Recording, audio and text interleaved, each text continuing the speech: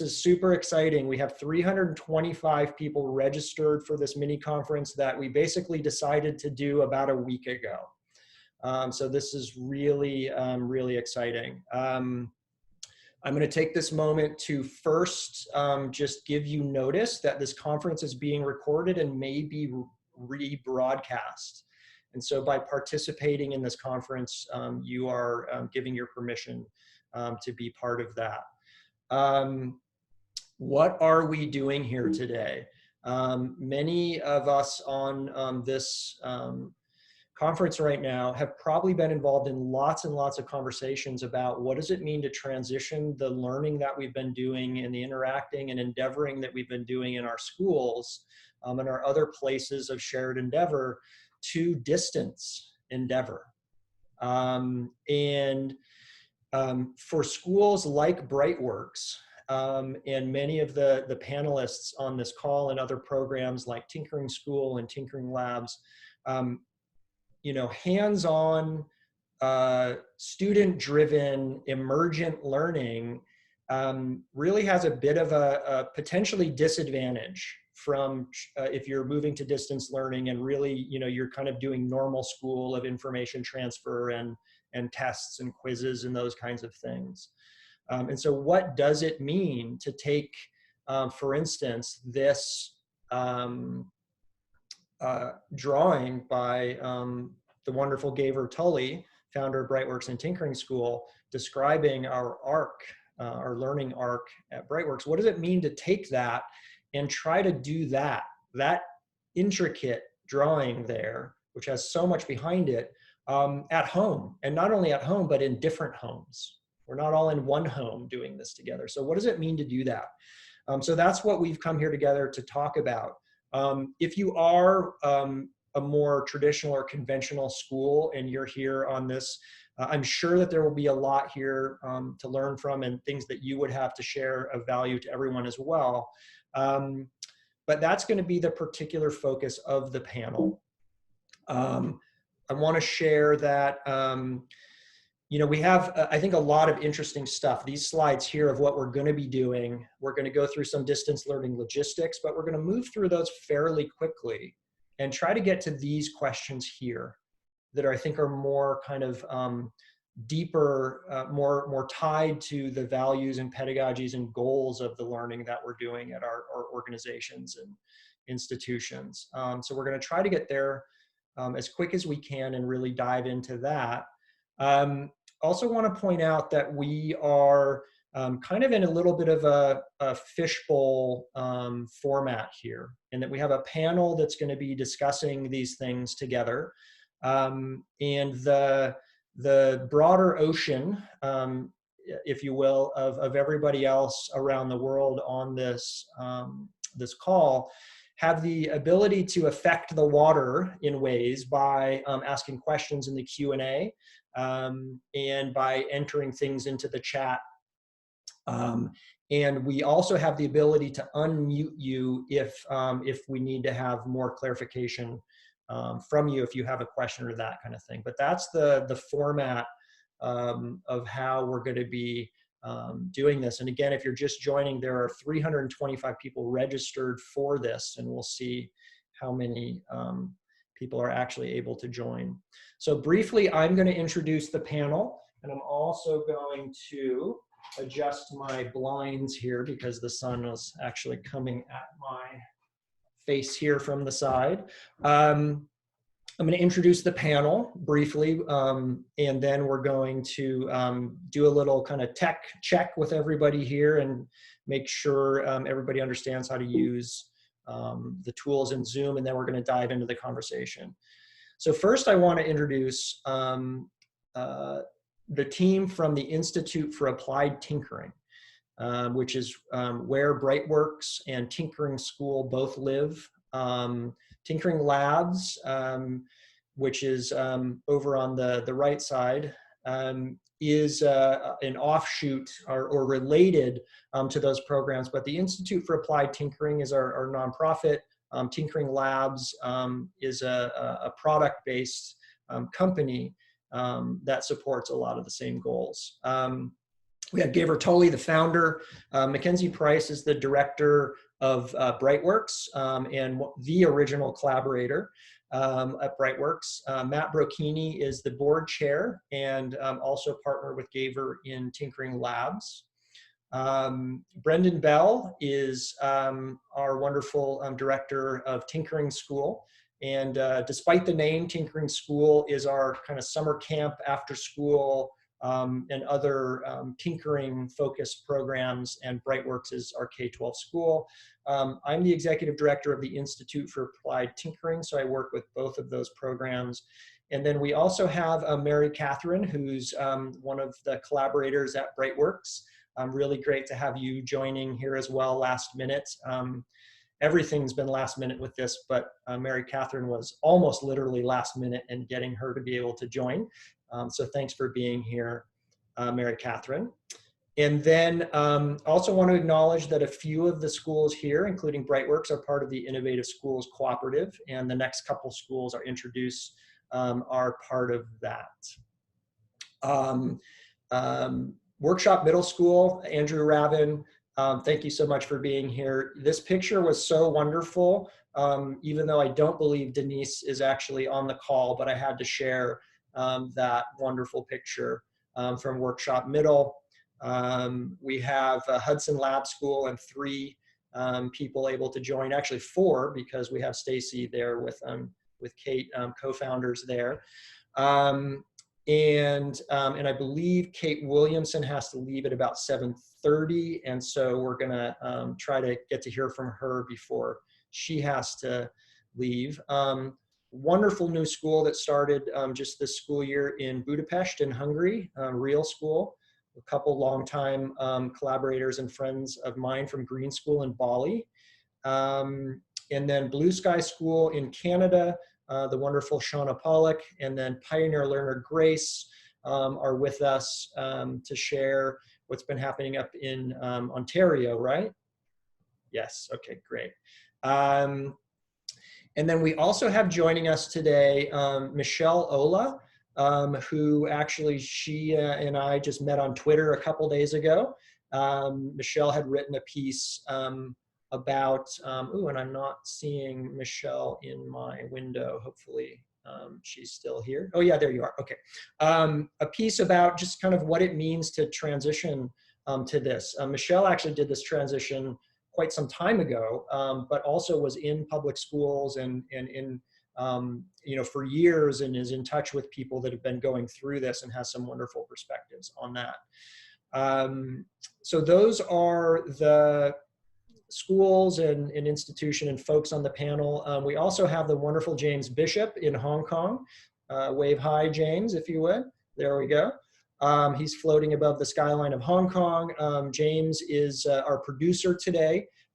He may pop in every now and then and say things like, move along, Aaron, and your head's really shiny, and things like that. Little buff there. There we go. And those are the people on the panel and our producer. And we're going to jump in now to some of the functionality that's going to help us all stay connected on this. And first, one more notice that this conference is being recorded and may be and likely will be rebroadcast. So by staying on here, you are consenting to that. All right, moving on to the chat function and just making sure everybody knows where that is and what it's for.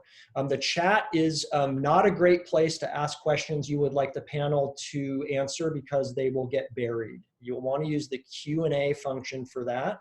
But to test the chat function, let's go ahead and answer these questions. So let's wait and do it at the same time if we can, so that they are bunched together. And so what country are you in? Let's go ahead and answer that question in the chat right now. And we'll see those flow in here. 21 new messages. Wow. And they are lots from USA, Canada, US, Canada, so that Ukraine, wow, England. So a lot of people registered from India and China. There's Vietnam, but we'll see, maybe they're not quite here yet. And next question, if a parent, how many kids do you have? Go ahead and type that into the chat. Oh, there's Gaia. Lovely to see your name in there, Gaia. Okay, and now finally, your relationship with Zoom these days. Scale of 1 to 5. 1 is, oh, this is scary, I'm not sure. 3 is, you know, this is kind of exciting, I kind of like this. And 5 is, please make it stop. I can't take any more of this. Yeah, the number, someone's at a 6. Is that you, James? No, that's Irina. All right. So we have, we've tested the chat function, and now I just want to point out the Q&A function is really where you want to ask your very specific questions. The Q&A for the broader attendees is really at the end, the last 30 minutes of the program. So, you know, don't hold on to that question and forget it. Type it into the Q&A just to make sure to get it out there. And then we'll do some of those questions might get answered in real time with text. And then panelists, if you do notice that we answer any of those questions in our conversation, James in particular, feel free to check them off as answered so that we can kind of keep an eye on what hasn't been answered yet. A reminder that we are very shortly going to begin diving into, with the panel, distance learning logistics. Just quickly, some of these very basic things that helped us survive the first week or 2 of this together. James, by the way, in Hong Kong is rolling his eyes. Week or 2 of distance learning, please. You've been, hold up fingers for how many months it's been for your kids, James? 3 months, 2, 3, okay, yeah. So he's, they're very experienced over there. And then we're going to get into these bigger picture discussion questions, which is where I think it's going to get really, really interesting. So stick around for that. All right. Now let's do our first poll to gather some information of who's in the room, and then we'll dive into hearing from our panel. James, would you, I'm going to stop sharing. Oh, actually, I'll keep sharing it. Can you launch the first poll? And will that pop up over my shared screen? Are people seeing that? No. Okay, so I'm going to stop sharing my screen then. And let's see, James, are you able to launch the poll? Great. Panelists, are you seeing the poll? No poll. Okay. I will try to launch the poll. Oh, there it goes. Okay.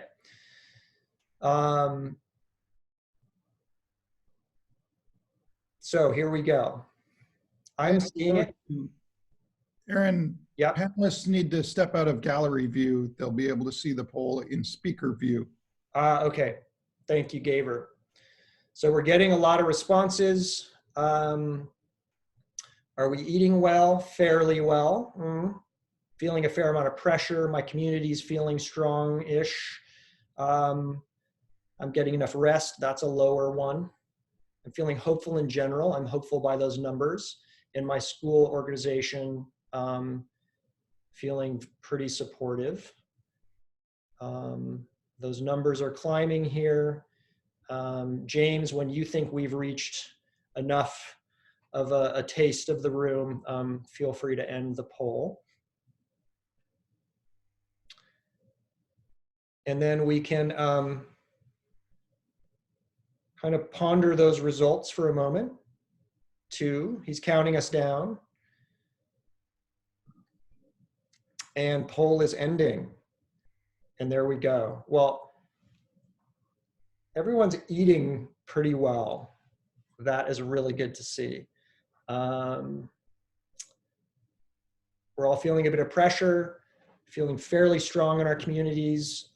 Less than half of us getting enough rest.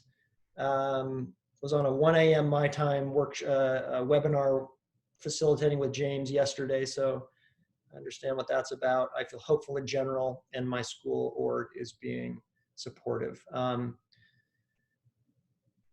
So take a picture of that if you want. I'm going to stop sharing that, and then we'll jump into the next poll. And James, if you would, let's launch the Who's Here poll and see who's here with us today. Here we go. So go ahead, my school is, and then go ahead and select whichever of those hold true for you. You can select as many of those boxes as are true for you. Small school, large school, public, private, traditional, or as I like to call them, conventional, and non-traditional. I'm not a school, so a fair number of those. My role, more teachers than administrators. Fair bit of other.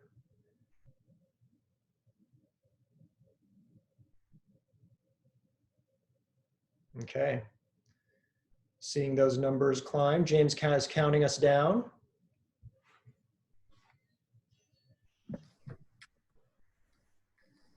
And poll is ending. That's who's in the room. 2% students. Not bad.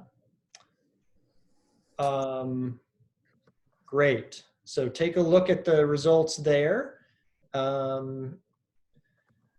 We have about 35% small schools, almost the same distribution between large and small, roughly the same between public, private, fewer public, more private. Not a school, 29%. More teachers than administrators. Okay, I'm gonna go ahead and end this poll and we'll jump to our final poll and then we're gonna start chatting. Aaron, just a procedural check-in. It looked like a lot of us couldn't see the poll. Somehow it didn't come to the panelists or the audience. Oh, interesting. So the Who's Here poll, I'm gonna relaunch it. It'll clear the existing polling results. I'm gonna try it. We're gonna relaunch it. If you can't see it, play with your view. Toggle between speaker view, gallery view. If anyone has a panelist has discovered how to make sure it can be seen, feel free to unmute and share that. Numbers are climbing fairly quickly, so hopefully people are seeing that.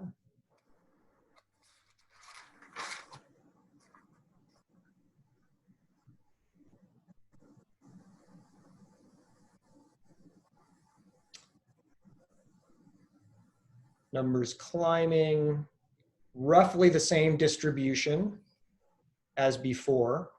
So we're pretty well distributed between large and small, between more private than public, 43 versus 22% at the moment, more non-traditional than traditional, and then a lot of I'm not a school. So that's really interesting. 45% teachers, 17% administrators, and then 22% other. Great. So counting down, the poll is going to end in 4, 3, 2, 1. And poll is ending. And there are the results. I'm going to take a picture of that. Scroll down to the next question. There we go. All right. Third and final poll, and then we get to hear everybody's voices besides mine, which will be really nice. The distance learning poll. James is about to launch it. Here we go. It has started.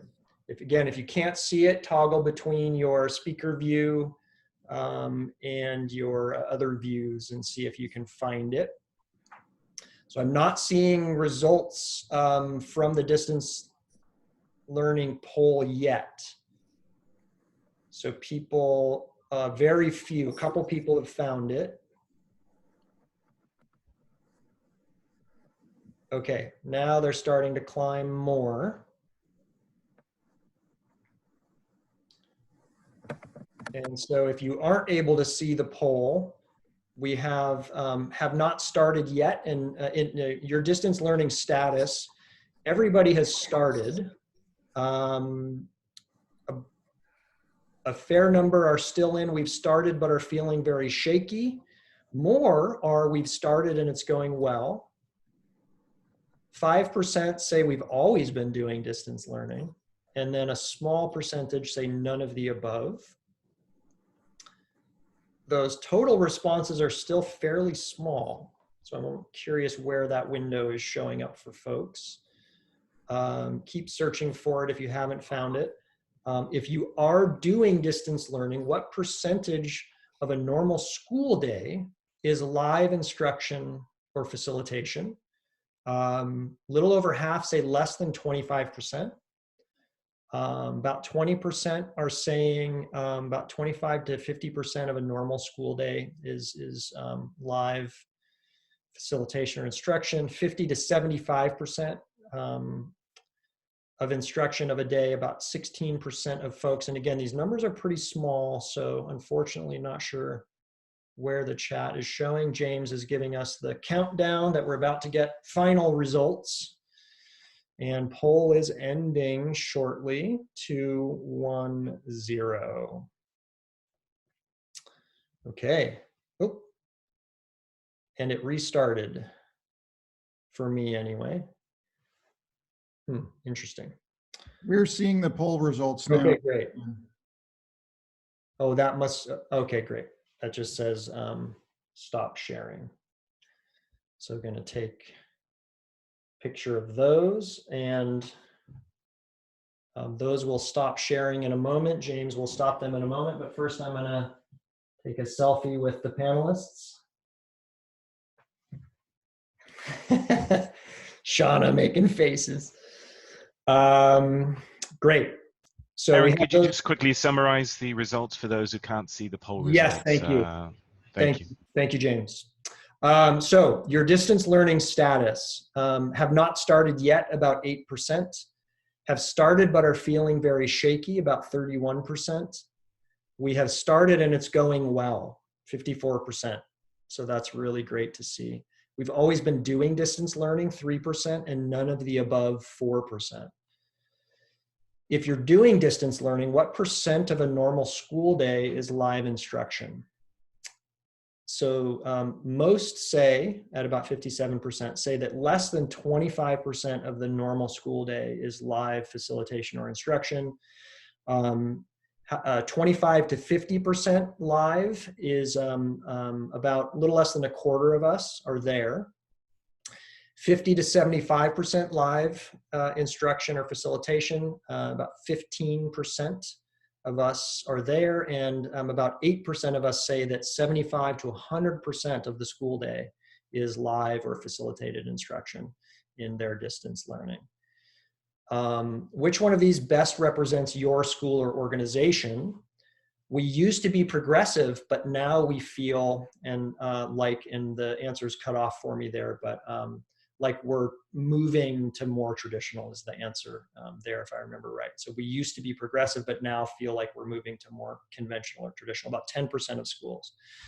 We are progressive and are finding new and exciting ways to learn. 60% of respondents are saying that.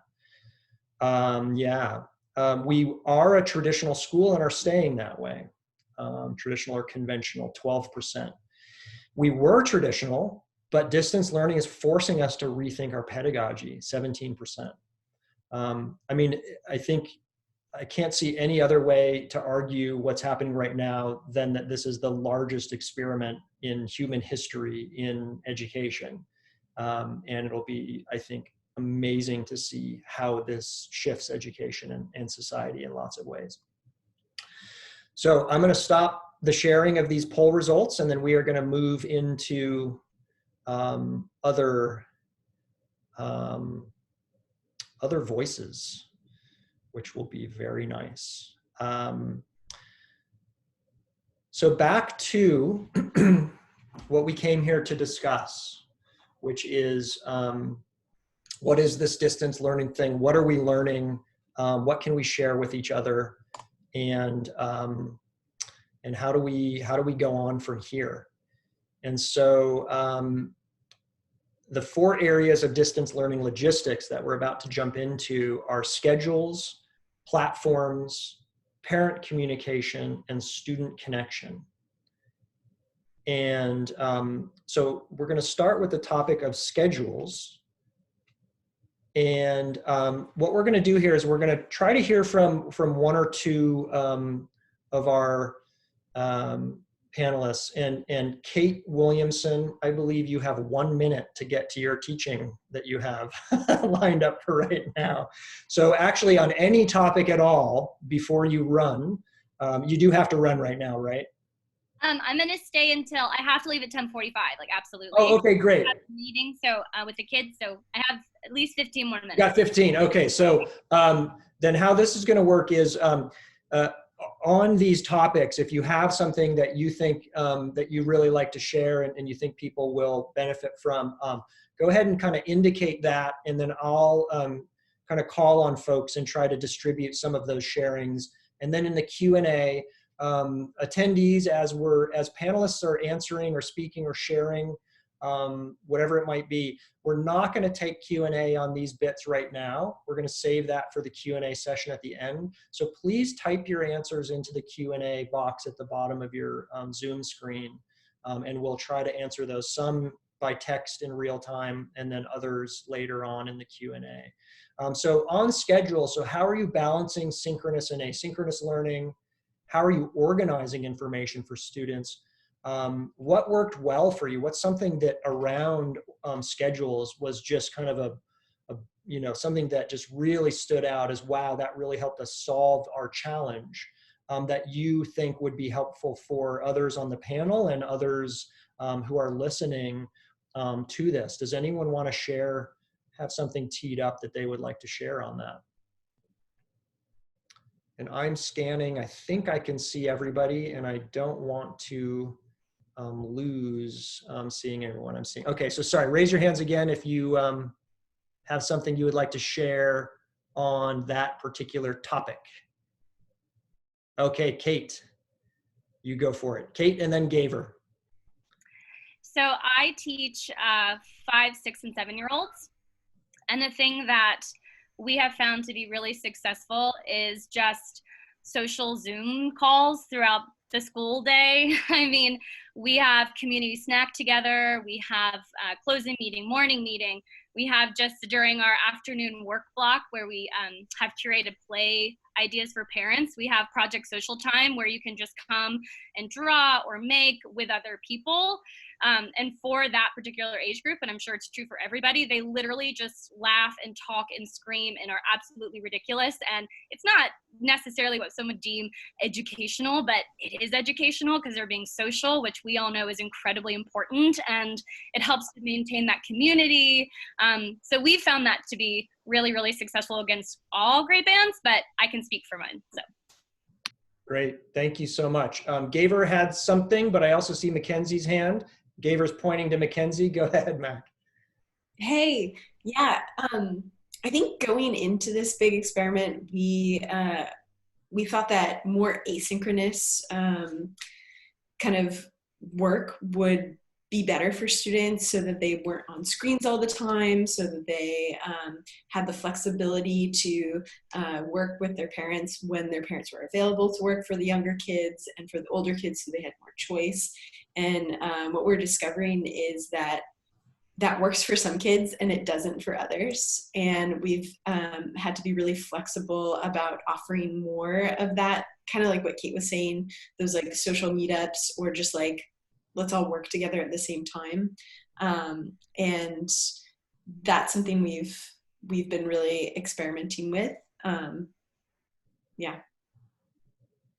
Thank you, Mackenzie. And then I'm gonna have Andrew be the last one to share on this, but I also want to say real quick, just a reminder that, so Brendan is representing Tinkering School, which is not, despite the name, an actual kind of what we would think of as a school, very much, hands-on, big build, wood tinkering and all that kind of stuff. And that, has been a shift to really successful enrollment in home-based facilitated tinkering programs. So really going to be interested to hear that. And then Matt is here, although he's involved in all of this, representing Tinkering Labs, which is a kind of kit-based but still kind of open-ended, giving kids an opportunity to really not be boxed into how to use them.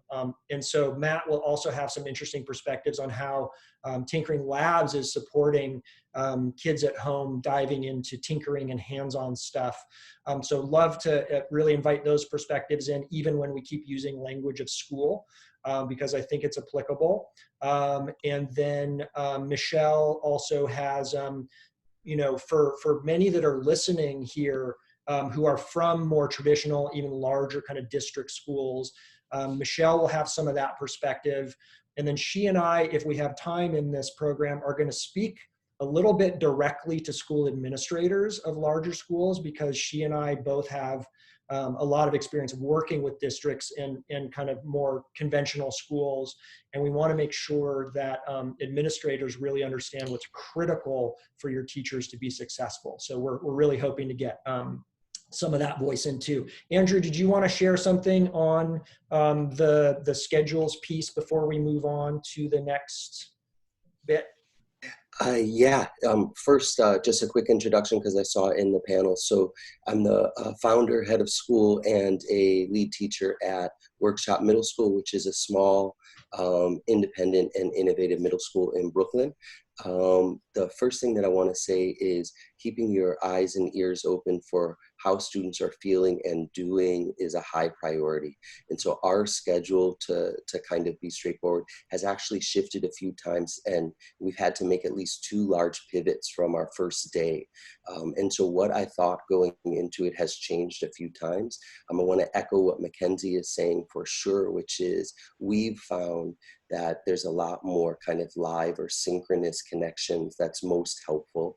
It's helpful for kids emotionally, I think, right? That connection as teachers is so much of what we're used to. And so async learning without connection can just feel like homework, right? If that makes sense, right? Like, here's a list of things you have to do for homework, now go do it. So that connection is important. So we found that at the very least, connections at the beginning and end for whole groups of classes, and then one-on-one or small group conferences during the time are key.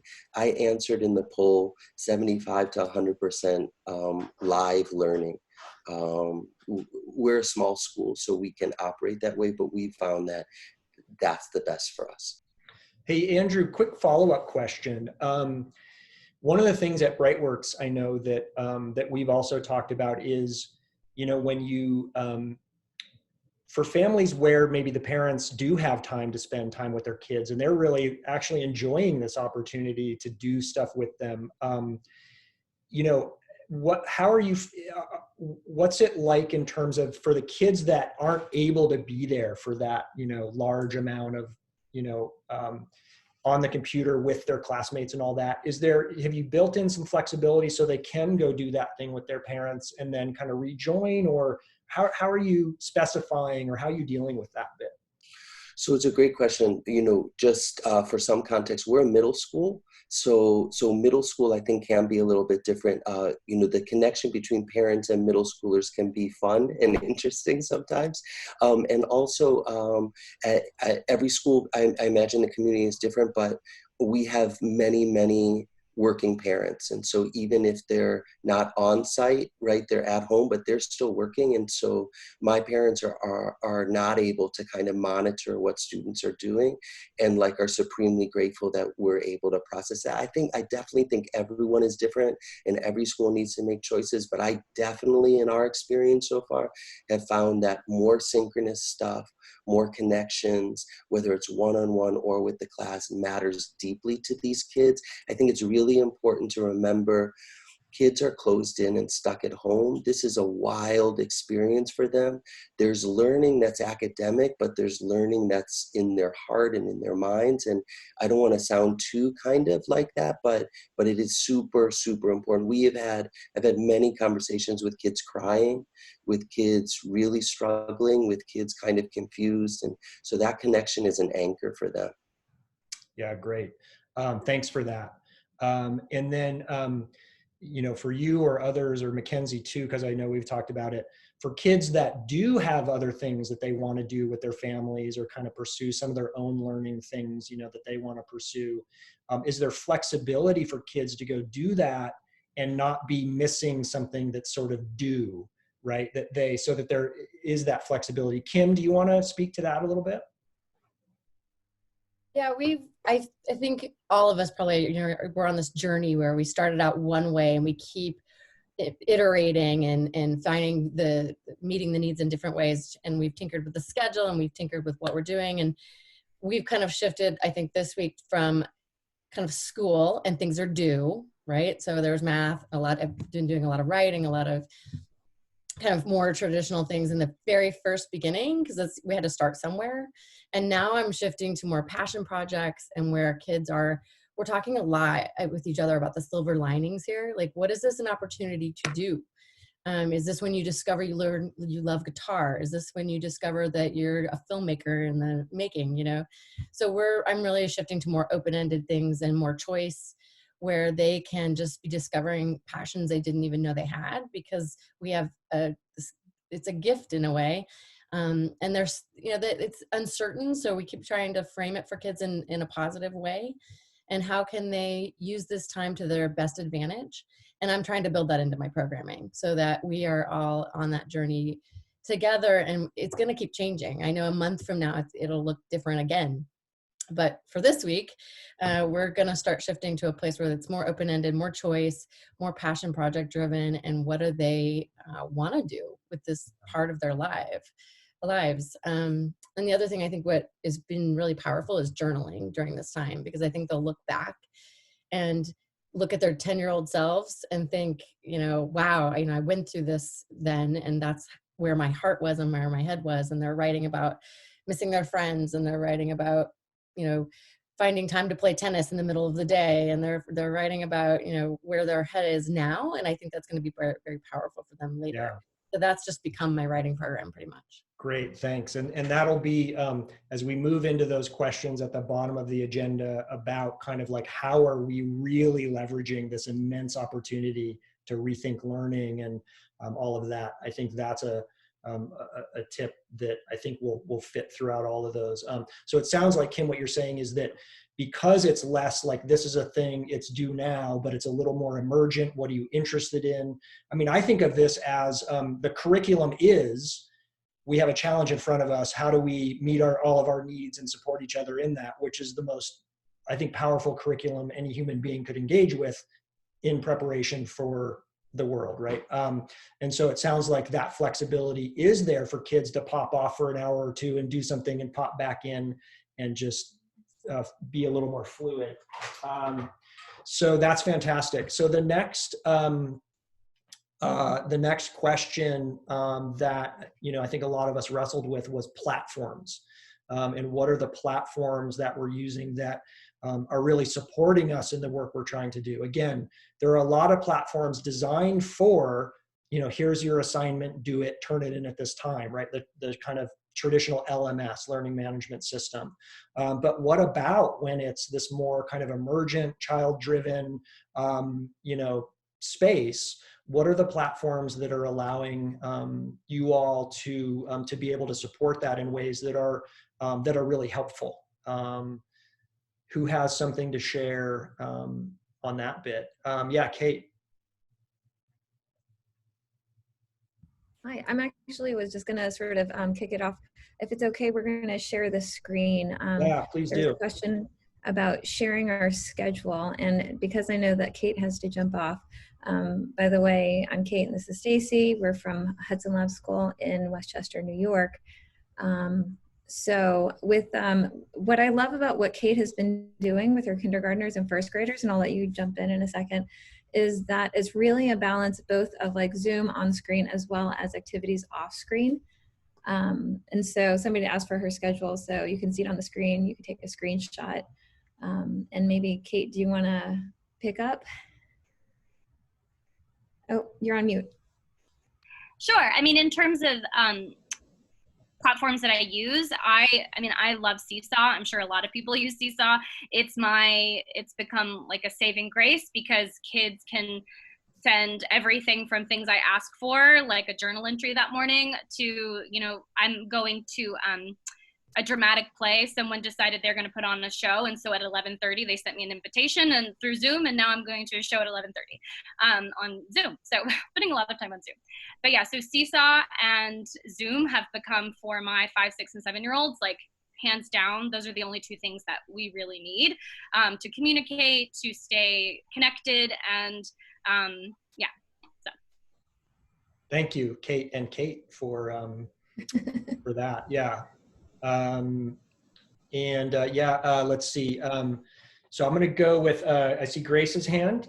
Grace, let's see if hope your audio is there. Really want to hear what you have to say on this. Can you hear me? Yeah. Okay, awesome. Okay, so our school is usually is a very online school, so we didn't really have to do much of a difference because we were already using all these tools, but we use a lot of G Suite tools like Google Surveys, Google Docs, Google Drive, and those sort of things. And we also do a lot of coursework and IXL. I don't know if any of you have heard of like that, but we do a lot of those types. We use a lot of those types of learning platforms to do a lot of our learning. And it's very different for each learner. At our school, it's very self-directed. So like it kind of what Kim was saying, like how they really get to discover like what each learner really gets to discover what they're into and what they're passionate about. And with that, they use kind of the learning platforms that work best for them. So that's just kind of what Thanks, Grace, for sharing that. I actually started in ed tech in my journey in education, at least officially. And I've always advocated for that piece, which is that one of the most important things about technology is learning how to select the tool that's right for the job you need to do and the thing you need to do, right? And one of the things I would argue that schools are doing to the detriment of kids is that we're pre-solving all those problems for them and handing them the tool, and they're not given the opportunity to exercise the muscles of what's the need I have and what's the tool that can help me solve that need. So Shauna and Grace, nice job on that bit. Andrew, what you got? Oh, you're muted. Oh, still muted. Here, I'm gonna unmute you. Oh, we're playing mute tag. Go for it. There you go. Okay, so sorry about that, guys. I just wanted to add in 2 quick things. Number one, we've found that the best technology that works is the technology that they've learned already and that we've already launched in our school when we were on site, right? And so we found that kind of like teaching kids to learn new technologies is more difficult, and there's a higher on-ramp. But so for example, we don't use Zoom right now. We use a combination of Google Meet and Slack. Zoom, I think, has far greater functionality, right? And I think that's a lot of the reason why people are using it. But there's a ramp that we're not ready to tackle yet. And so we're staying kind of in what, is just smooth for us and works.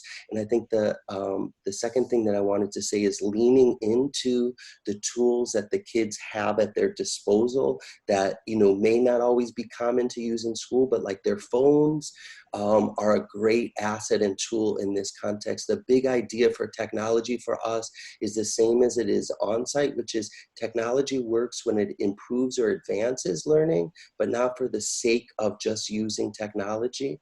So one big motivating, guiding thing that we're thinking about is if this is for the long term, how do we think about this 1 month, 2 months, 3 months, 4 months out, and not just for today? And that means we have to think about their engagement, their connection, even more importantly than just the highest amount of learning on day one. And so that's kind of where our focus has been so far. And even just to reiterate that learning how to reconnect when we've been disconnected, I would call learning. Right. And so, right, it's not that and I would argue that I think at this moment, many people are learning the really important human things that school kept us from learning in a lot of cases in a lot of our schools. So that's fantastic. So that was a couple things on platform, and moving us along. Parent communication is our next topic. And so this is, again, right now we're really in the little bit more of the logistics section. Later on, it's going to be a little bit more kind of philosophical, pedagogical, that kind of thing. But logistically, so maybe less the content of your messages to parents, but what are you finding is really supporting the connection with parents, and facilitating the new relationships that are involved here? Mackenzie. Hey. Hey. Yeah, I think what we're in right now is a huge design thinking kind of project as we figure out how to make something that works for all the stakeholders, the teachers, the students, the parents. And so we've been really working hard to maintain a sense of community amongst the families as well as the students through weekly Zoom kind of like touch points where we can give a little bit of a presentation about our thinking and then take questions and have discussion amongst our parent community and whatever students join us. And then all of our groups have been made and given surveys to parents about the first couple weeks to get feedback on their perspective of like these first weeks, as well as to the students. And I think getting that feedback helps us shape the sort of pivots and directions we're going in. And for some, that survey venue is the easiest and best way to give it. And for some, it's in that live chat Zoom rooms. And so we're trying to give as many venues of direct communication as possible. And then as administrators, we're trying to personally call all the families and have kind of a schedule of like 5 families a day that we're going through and giving calls to just check in. That's great. Hey, I just had a chance to scan the Q&A, and couple questions here that I just want to throw out in terms of things to keep in mind, and I'm sure there's a ton of good ones in here. But Dror, if I remember correctly, you're at Carnegie Mellon, I think, in the kind of maker community outreach area. Looking forward to connecting with you soon. But what's working with low-income students and families? So, first of all, who on the panel is working with people in poverty? Is there anyone here? I mean, yeah, we at Brightworks have, some of that population that we're supporting. So I think, one thing to keep in mind is that this panel in a lot of, again, kind of private progressive schools really, unfortunately, are predominantly working with more privileged communities. So as we talk about our tools and think about our things, what are the challenges that schools in poverty and families in poverty have in accessing these tools and supporting them? And so let's try to, if we have anything. Michelle, did you have anything to add on about that piece? Yeah, I was just going to say, coming from a big district in Florida, both as a parent and as a teacher and administrator, I think what we have to really think about as far as parent communication is, so I got an email, of course, with a survey of whether or not we had technology in our district, which again, they admitted was extremely ironic, right?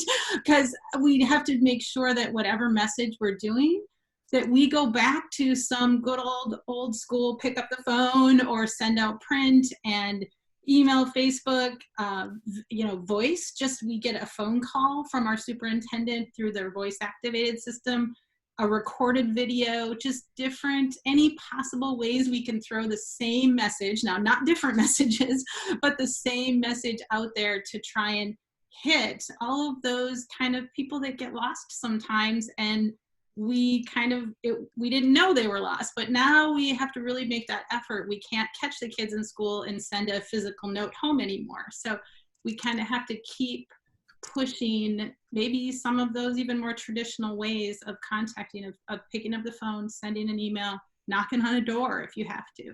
And I think that I'm seeing so much more of that come from traditional bigger districts and teachers working together and really making those personal connections, which is, again, a fabulous silver lining, I think. Thanks for sharing that. Yeah, I got a call. My twin boys go to the local public high school, and I got a call yesterday. They're going to start next week, and I got a call asking if we had, you know, books and computers. Stacy, did you have? Or sorry. Yeah, thanks. So, like you know, Brightworks, I'll just even chat what it was that you were working on. What was that, Andrew? Andrew. Oh. I think so. So we have done that same kind of like, I think it's, I would echo that it's super important to do that outreach. We have the weekly like Zoom AMAs. We have, before we got started, the teachers did several different open Zoom like conferences for parents to like help them understand what the kids were going to be going into. A lot of the teachers have been doing one-on-one with families to check in. We as administrators are doing those individual calls. And then I think a big thing about like, so that was kind of the getting things ready and kind of ongoing outreach and ongoing continuing communication. One of the things that we've been focused on now is that that all our teachers are now in the living room with the parents watching them as well, right? And that's a really hard situation for the teachers. It's a really hard situation also for parents who feel like they need to be educators now too. And so we've been looking at that discussion and to provide support and scaffolding both for our teachers and you know, and also provide air cover for them where they need it with the parents. But then also we've set up and have started a series of you know, calls and ways of working with the parents to help them basically help themselves or help them help their students. And so taking them through things to help like educate the parents on how to do it. Yeah, it's sort of our expert series. So yesterday, and it's not necessarily, you know, our parents are never going to be teachers. They're never really, you know, they're not going to graduate school in the next, you know, week in order to be able to teach their children effectively. So the idea is give them the philosophy, let them understand. Yesterday we did an expert call with Christine Boyer from Heathcote Elementary in Scarsdale, and she talked about Angela Stockman's make writing. And so she taught them about using loose parts and the idea of how do you get print resistant kids to actually think about their story first, and then how do you get that on paper? So the idea is like to move them away from how they were taught traditionally in maybe ways that doesn't necessarily work for their own children. And then moving them, you know, this is such an interesting time in that all kids supposedly are going to be like falling behind. So are we actually held to standards? You know, so let's teach our parents that conversation around, okay, you can move away from that fear of your child falling behind and think about what skills do they need to thrive in their lives, so that, you know, so if they are learning something like guitar, like Kim had said, then give them the language to be able to say, okay, so what is the growth mindset around this? How are we learning? How are we practicing this? Because then when they get back into the classroom, they're going to be able to apply, hopefully, that same growth mindset to their education. Yeah, thank you for sharing that, Kate. I actually do a lot of coaching and for a long time have of homeschool parents, particularly in the kind of unschool self-directed range. And one of the things that we really work on is understanding that we're never not learning, right? So there's not learning time and not learning time, because human beings, it's impossible for a human being to not be learning in any moment they're in. And everything we do and say as parents is teaching something. The question is, what is it teaching? If we can help parents understand that, as you were, you know, suggesting, then and start to give them some or support them with some specific language around making explicit that that's, you know, a process with their kids, that even that is huge, right? Okay, so moving on to the student connection piece, I think we've kind of, we've talked about this piece too so far. And so we've both done a little bit of dipping down into those kind of deeper questions of how do we support parents was one of the questions. So even in our logistics conversation here, we've been talking more deeply, pedagogically, community building. What does it mean to actually be learning? What are we learning? What's important? All those things. So what I'd like to do actually is jump down into the those bigger kind of questions and start to get into those, since we're really at about 30 minutes left in the entire program here. One of those things, and then also just to the Q&A, right? We had hoped to have 30 minutes for Q&A. So we've kind of mixed all that up a little bit in terms of mixing the logistics and the bigger picture things. There's a bunch of questions here in the Q&A window. Panelists, I would suggest, if you feel that you have, are able to multitask in that way, scan those, see if there's something that you really would like to answer for the people that are watching this and are participating in that way. But then we have, one question that I just really am interested to know from panelists in terms of those deeper questions is the first one on there, and then we can circle back to some of these Q&As also. But like what is the biggest thing you would say that you're letting go of now in this transition? And in deference to what, right? During big change, we sometimes have to kind of find something that isn't useful anymore, or something that we're just having to give up.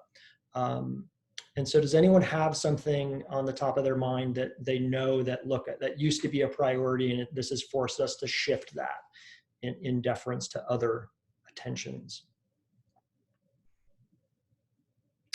Gaver, I see your finger pointing. Andrew, maybe it was to you. You're muted still. Okay, I'm back. I don't know who the finger was pointing at, but yeah, I think the big shift that we made, honestly, and this might sound weird and challenging, is that we really, really, really believe in it, in advanced learning and high challenge, and we've had to let some of that go in the short term, right? And I still think don't understand that was a big shift for us. Because, we're a school, right? And we want our kids to be amazing and all this kind of stuff.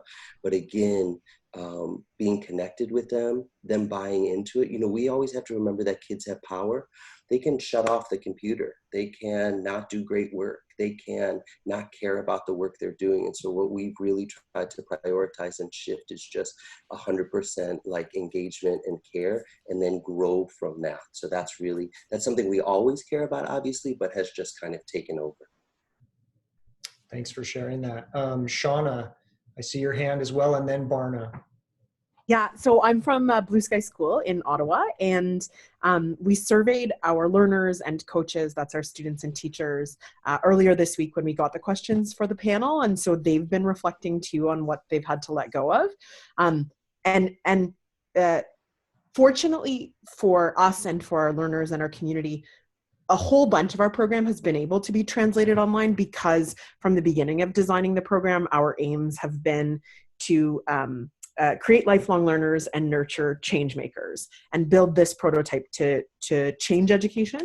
So most of it's going really exceptionally well. Some of the things we've lost are things like long commutes. We have families from all over our region that come to our school. So they're actually, a lot of them are looking at that really positively. Like, they have more time to work on things. Of course, big things we've lost are the ability to play together and work together physically. But I just lost my train of thought. I'm so sorry. But a big thing that we've had to, as one of our missions in the Changemaker piece, that works really, really well when our learners can go out into the community. A bunch of them are just starting co-op positions. With everything shut down, the change maker piece has been really challenging. So we're in week 2 right now of what we're doing, and we're very conscious. Week 1 was really checking in on the social, emotional, and physical health of our learners and their families, and just reconnecting, and that was really, really positive.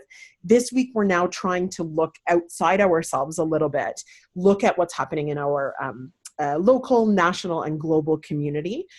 We're doing a mission right now as a school that we're thanking the helpers. So we're looking at folks who are helping and looking at meaningful ways to thank them and to support them in their work.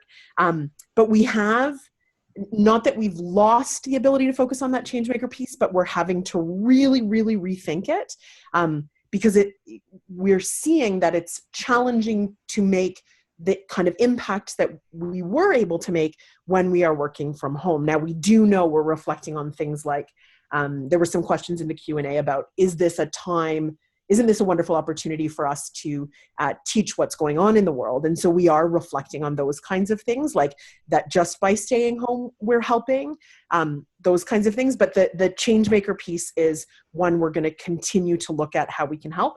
And one of the ways we would love to do that is to stay connected with other schools, other facilities, and because of this prototype we've built for education, we have tools that have translated really well to distance learning. So we would love to stay connected with folks and see how we might help each other and learn together through this time. Thank you, Shauna. And I laughed when you said you lost your train of thought, because that happens to me all the time. And in fact, I'm sure it's going to happen here. So we're going to move to Barna in just 1 second. But speaking of distance learning, I'm handing my daughter's computer to her so that she can start her school day using her room, by the way.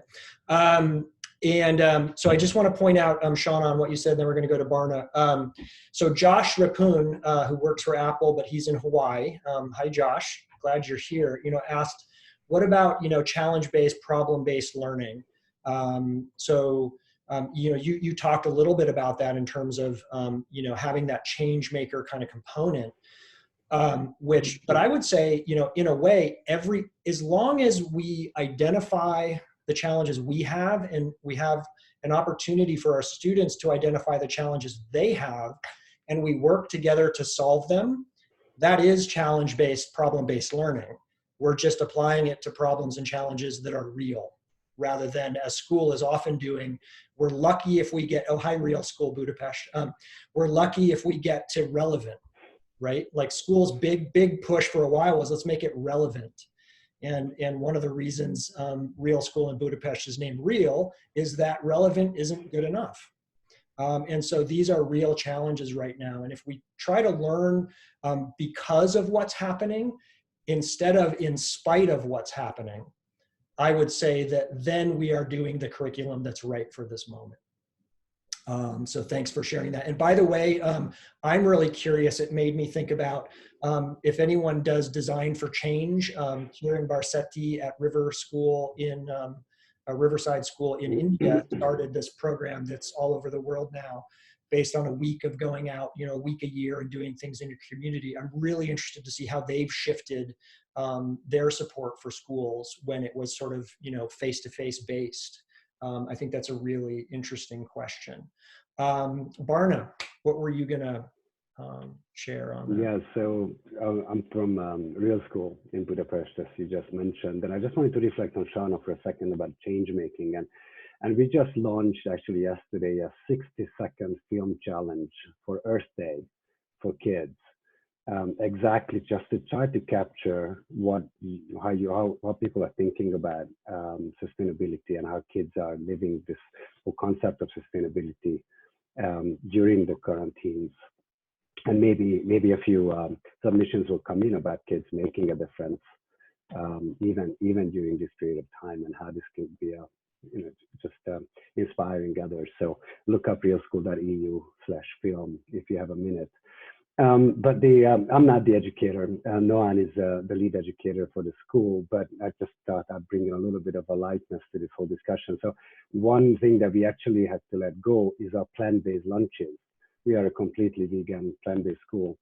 And now we are not requiring the parents to cook plant-based lunches for the kids, which has always been a difficult issue. But now it's quite fun to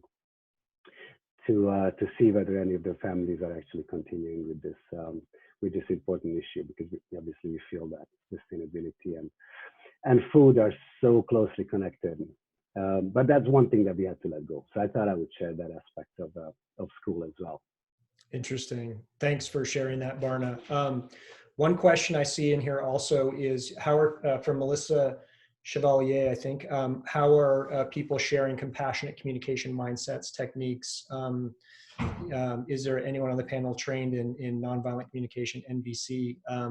NVC is actually a big underpinning of the work that I do with whether it's corporate or schools or parents and homeschools in learning how to communicate, as I mentioned before, what are our needs as teachers and educators, helping students develop a language of need, both to express it and to hear it in others, is a real huge opportunity right now, because we all have different needs or similar underlying needs than we've had before, but they're manifesting, and the challenges around those are manifesting in new ways. We're all in pressure cooker situations at home, or many of us are. I'll take that opportunity to plug a course that I've launched called Homebound Parenting, which is actually based on NVC and restorative practices. You can find it on Eventbrite and on my personal website, Edunautics, which is specifically to coach parents and how to take this opportunity of this pressure cooker situation at home when, I need my daughter's room to do a webinar and she has school that morning. How do we negotiate these needs that we have in a way that, if you talk to people that hire around the world, they do not say, I need more people that can follow directions and regurgitate information, like 0 of them. In fact, they're saying we're getting top graduates from top universities that we can't use because all they can do is follow directions really well. People that hire around the world and people that are going to have jobs in 20 years when robots are doing everything are the ones that are really good at communicating their needs very clearly and dispassionately, and hearing those from others and negotiating ways to find opportunity for everyone to have their needs met. Those are the people that are getting hired in 20 years. And I would argue that this situation that we have right here, right now, is challenge-based, design-based curriculum based on identifying need and opportunity and co-architecting ways to solve them and meet those needs. That is the curriculum for the future, I would argue. And there's no better opportunity than what's happening right now. I knew that would spark Mackenzie Price to speak. Go for it. Yeah, I think there's something about this moment that's a bit of a call to action to make sure that what we're doing with the students is really meaningful to them. I don't know if any of you guys have experienced this, but even students who are super engaged during school time are having a harder time, turning in or like doing maybe some of the work that we assign them if it's not something that's feeling personally meaningful and connecting to their interests, and also just like some of those busy work things like that, doing Khan Academy, like the things that might have been more compelling to do when we had the sort of social fabric of school and that motivation that you get from being with peers and catching the excitement of your teacher or collaborator. And so I think the bar is being raised for us to really make sure that kids can contribute in a really accessible way through like, videoing in their answers to things, to being a part of group discussions, and then also having the work that they're doing feeling really exciting to them. So we've had some of our collaborators have shifted to making sure that the things that they're doing, might not look incredibly academic, but ask a lot of the kids as far as engagement and reflection. So, having students, we have one group that's doing a project where they're making a music scoring for video games. Mary Catherine, who's here today, her students spent the week making stop motion stories, and just finding ways to make sure that what we're doing with the kids really connects with them, I think is something that this moment is asking of all of us. I see a couple hands. Kim and Grace's hands up. And just one second, and we'll get to you two on that. I just wanted to follow up quickly with Mary Catherine with that prompt, because what I'm curious about is that's the kind of project that happens at Brightworks all the time. And I'm really curious, Mary Catherine, what are the kind of the plus delta or the pros and cons of doing that in this distributed learning kind of environment? Because it's a very Brightworksian project. So I'm really curious what you're finding in terms of facilitating that in this new reality. Yeah, so this is a project I had planned probably 2 months out. We did a biography reading unit for about 5 weeks. And my goal was always to have us make films about biographies at the very end. And then I had to change things. We originally were going to go to a museum to learn how to do it, and we ended up having to learn at home. But it was really nice in that being able to not do it in the classroom, let students work on it as long as they wanted to. There were some who were working like 5-6 hours because they were super engaged and really excited and had time. And it also allowed them to think about the materials they have at their homes in a new way. We had a really cool conversation when we were sharing the films about how students didn't necessarily have toys that were girls or didn't have toys that were Black, and they were trying to convey these different characters. And so it was a really powerful way for them to think about questions and things that never would have occurred to me in a classroom context that we were then able to really debrief and think about, which is great. Interesting. So the different environment itself brought in variables that potentially enhanced the learning, I think is what I'm hearing there. Yeah, awesome. Thanks, Mary Catherine. Kim and Grace, I think you had something to add. Grace, you want to start off? Kim can go first. She had her hand up first. So. Oh, okay, thanks. Yeah. Oh, thank you for noticing, Grace. I didn't even notice. I just wanted to add on to what Mackenzie was saying, because one of the things that I've been grappling with, and actually one of my coworkers is living with me right now because she was alone in the city. So I'm lucky to have somebody to connect with, like over our teaching. And we were talking yesterday, and not only do we need to do what Mackenzie was talking for the students, is have them be invested in it and have them be really connected to what they're learning, but we do need to do that for ourselves too. So like I've been trying to think about what do I want to do that I can get really excited about as a teacher so I can sustain this till June along with them, right? I think we have to take care of ourselves too as educators. And I feel like it's the only way that we're going to manage to get through this and have it be really productive and have it be really fulfilling, is that we have to factor ourselves into. Because I started off kind of just thinking about what do the parents need? What does my kid need? Because my kid is in kindergarten, and as a parent, what does he need to be doing? And what do my students need to be doing? And I kind of got lost in the sauce. So then now I'm backing it up and saying, I got to find the joy back, because my joy was going to see them every day and connecting and being in their lives and being social with them. And then when that went away, it became this dark, I don't know if you guys feel like this, but sometimes you just teach to the screen and it goes nowhere. There's not the same feedback loop. It feels like a dark hole that you're teaching into. And that isn't the part that was filling me up as a person or as a teacher. And so now I'm trying to find that feedback loop for myself as well.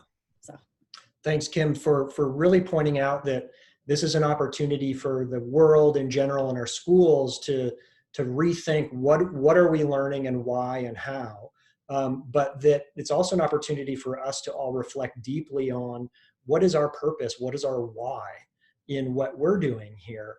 And Noan and I pioneered a program at Green School called Leap Academy, which we specifically designed to have the facilitators and coaches on the team with the kids with just as much voice, but no more than the kids in terms of what are we going to do and how are we going to do it together. and what impact are we going to have on the world as part of that.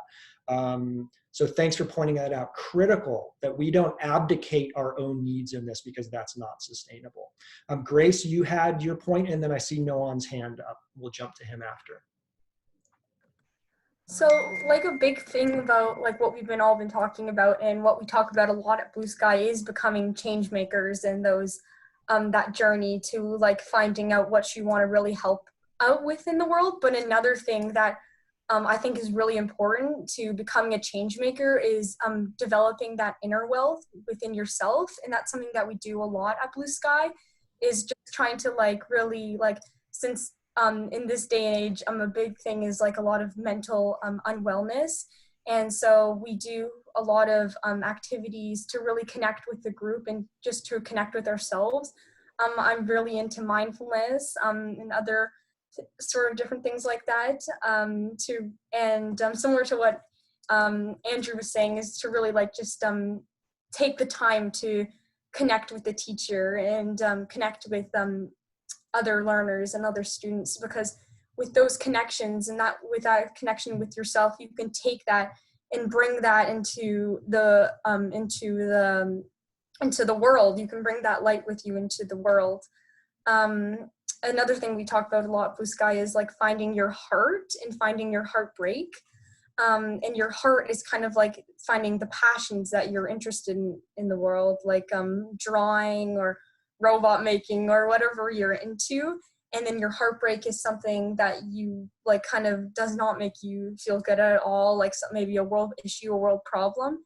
And then like we say where the magic happens is when you combine those two things. So when you somehow figure out how to make an impact in the world, but doing it through something that you love. So for example, like if you're really into singing or something like that, like maybe running like concerts, and then all the donations go to a charity of your choice. So those different types of things are the things that we talk about in the world to make it like kind of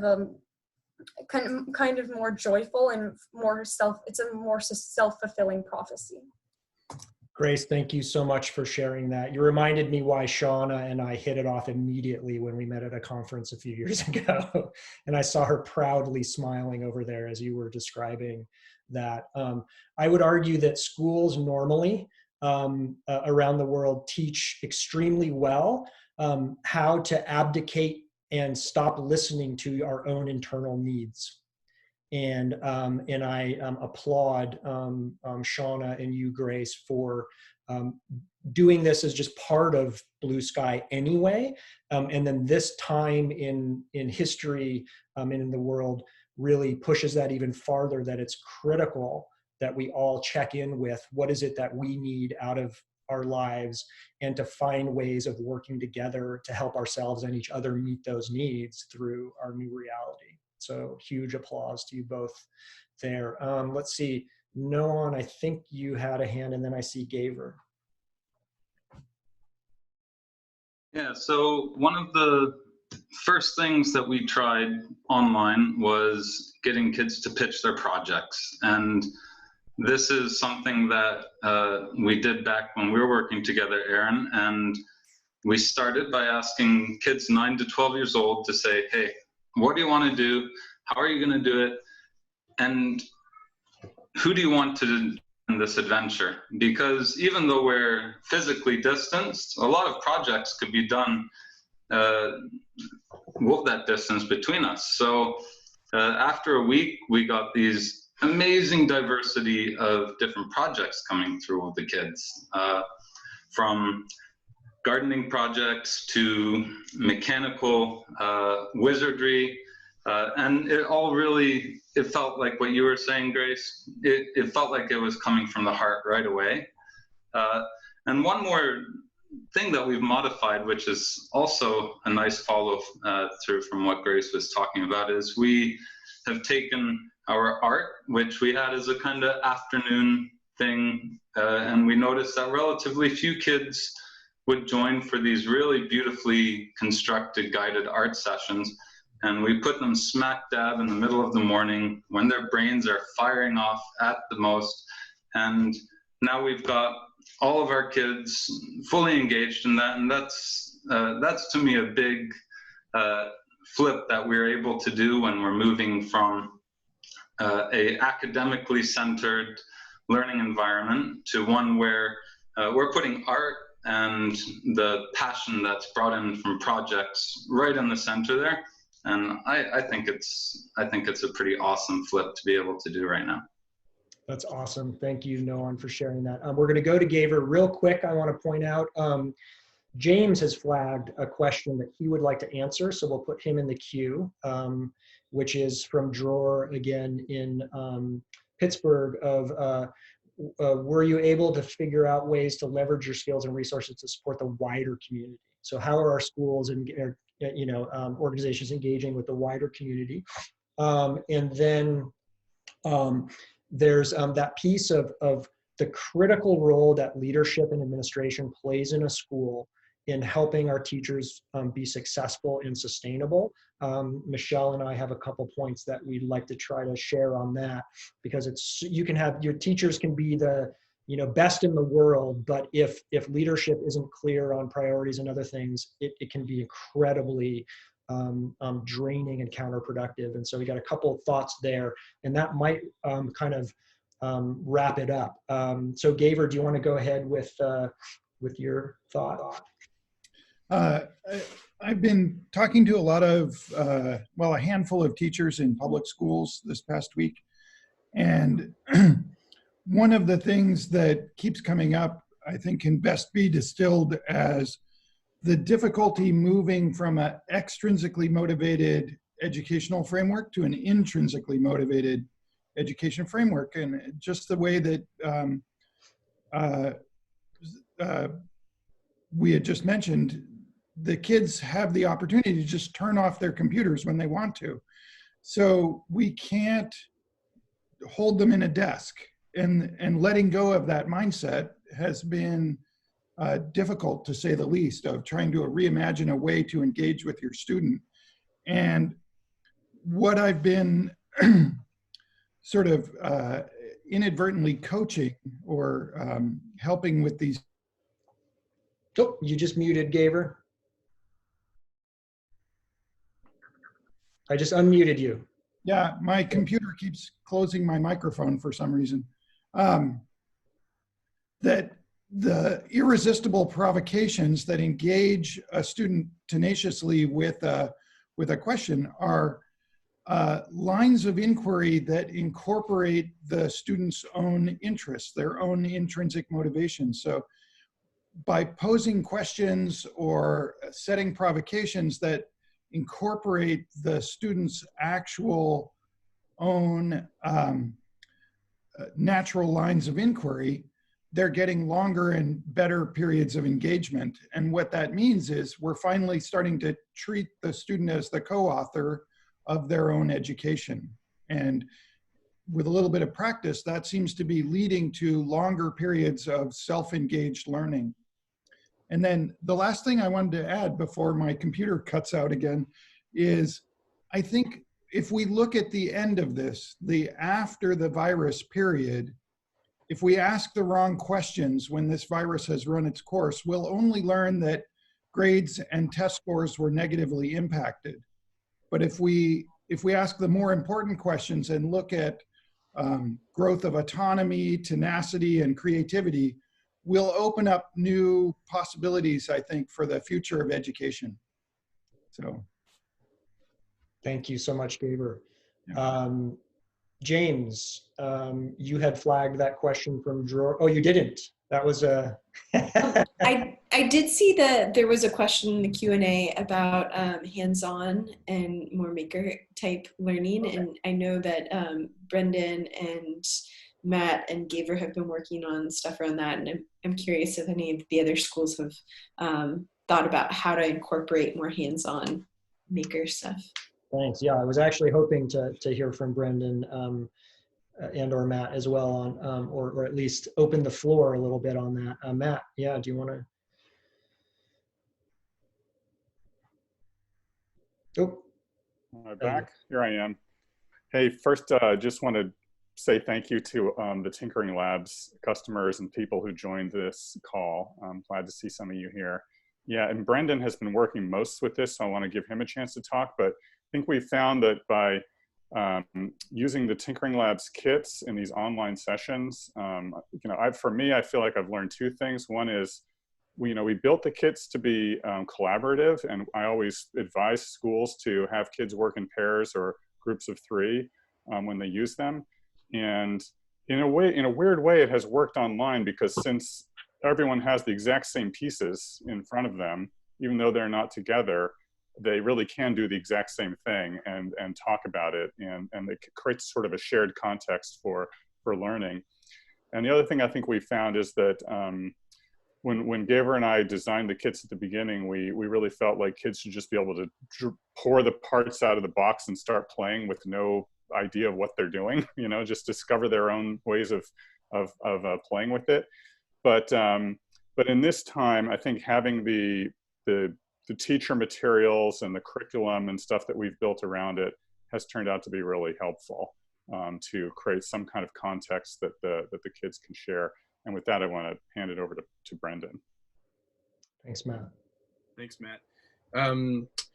Yeah, we've had to pivot really quickly to scale, or to bring Tinkering School online. It's something we've never done before, and there's a couple of challenges around. Our Tinkering School typically has been like large scale building, very collaborative, and so how do we bring that back to how do we incorporate that still within a digital virtual realm?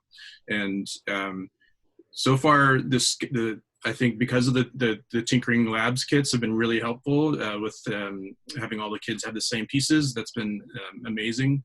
And we've also found that, similar to what was echoed before, that really a lot of what the kids are looking for is like social time to also just be building together. And we were concerned, at least at first, that they might be uncomfortable talking with one another on Zoom, just total strangers that they've just met. But almost immediately they were talking just nonstop, just like sharing about what they were building, and so that's been an amazing sort of thing to see. One other thing that we're also looking at is how do we sort of still bring collaboration into the project prompts. And so typically that's another big piece of Tinkering School, is like building these shared projects together. And it's much more difficult, when everyone has their own, unique pieces in their homes. But then, so how do we create design challenges that, the kids are maybe giving each other, prompts or something like that, so that there's more interaction between the kids. How do we create a project that actually is dependent on other kids? They're each building a piece of a larger project. So we're trying to figure out ways to still bring that collaboration into the design challenges. So yeah, very new, and we're rapidly iterating. Thanks for sharing that, Brendan. And it reminds me that we had also talked about, and Gaver, by the way, check out Gaver's Tinkering with Gaver every weekday on the Tinkering School YouTube channel, right? Is that where it is? It's some really fun he has kid guests and things.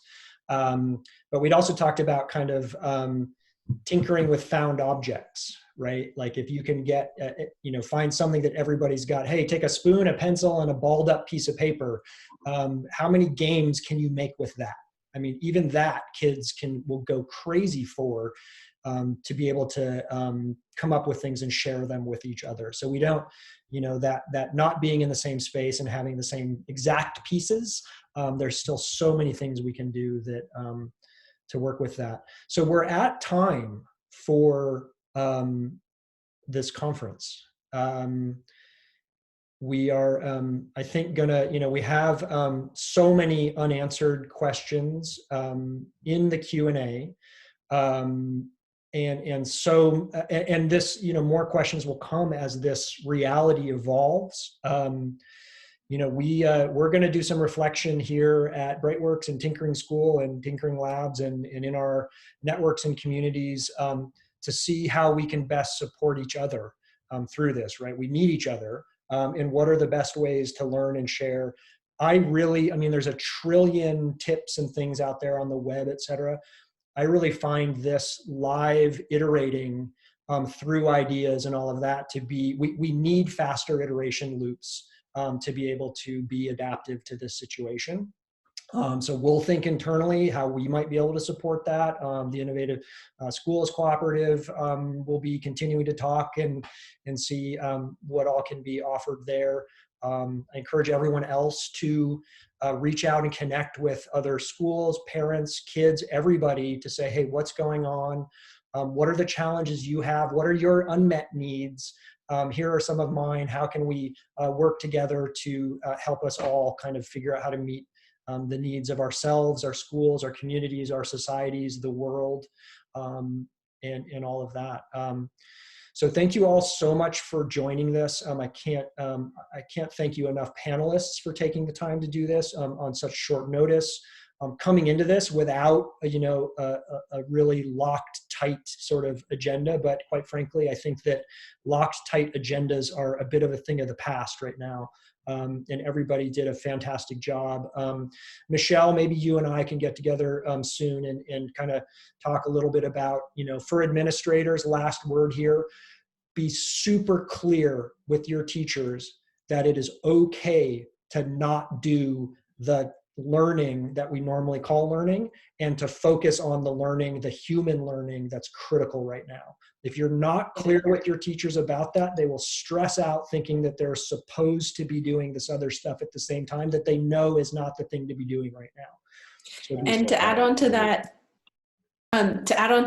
how important it is to educate parents about that too, because that's where the stress really comes from. Is the parents expecting that, and so absolutely priming them and defend. So I think a leader's job is to be super clear about what needs to be happening at that organization, and then to be a shield to our people executing it, because the three things that make a successful school are clarity, training, and autonomy, right? And it's hard to have training and support. It's hard to have autonomy if you're having to sort of defend the position of the school from every parent that might come at you.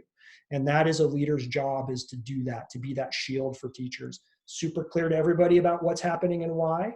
Gaver's clapping. The training and support to make it happen, and the autonomy to get it done without having to look over your shoulder. So this recording will be up and available soon, within a couple of days, hopefully. Thank you everyone for joining, participating, all the questions and everything in the chat and all of that. James, round of applause for being our producer from Hong Kong after a 16-hour day of webinars and and all of that. Schools, panelists for joining, thank you. The conversation will continue, and we will see you when we see you. Thanks, everybody. Thanks, everybody.